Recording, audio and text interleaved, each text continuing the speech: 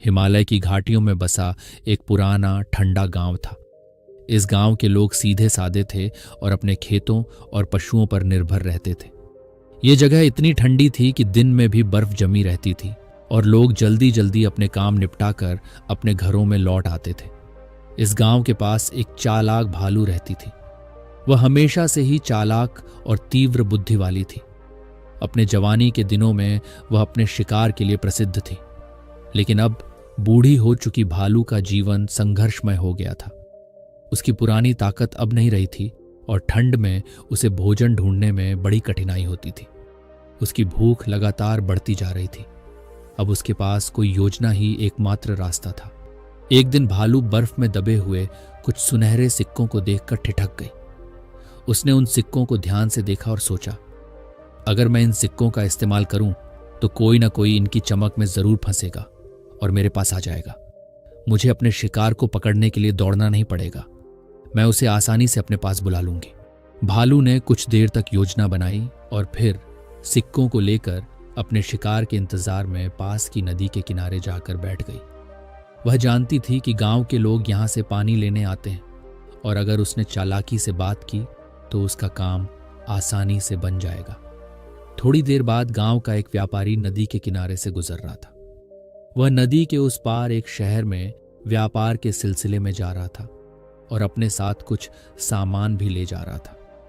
उसकी नजर अचानक चमकते हुए सिक्कों पर पड़ी और उसने देखा कि एक बूढ़ी भालू उन सिक्कों को अपने पास रखे बैठी थी।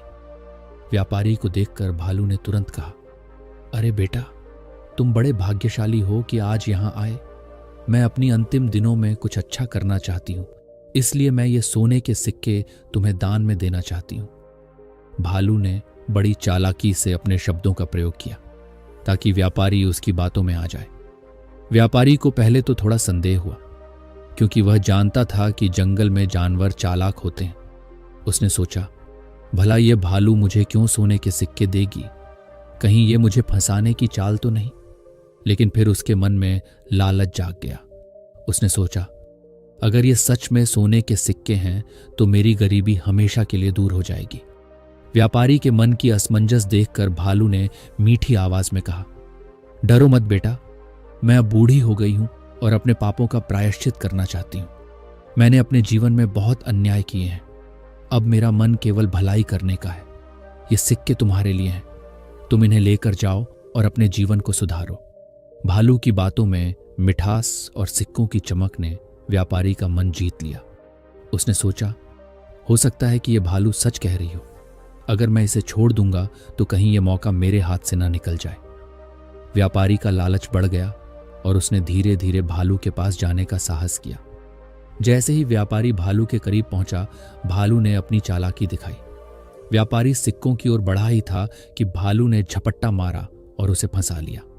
व्यापारी चिल्लाता रहा, मुझे छोड़ दो, मुझे जाने दो, लेकिन उसकी आवाज बर्फीले जंगल में गुम हो गई।